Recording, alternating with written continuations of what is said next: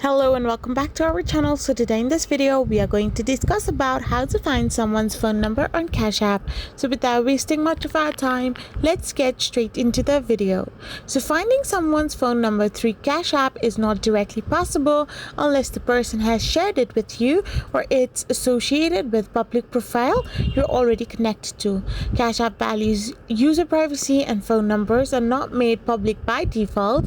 However, you can simply open your Cashapp, go to your activity tab and find any transactions with the person and tap on their profile to see their number, or you can also invite your friends and sync your contacts and go to your search bar and simply type in the name of the person you want to search the phone number of, and this way if you are connected with that particular person you can simply find their Cash App number.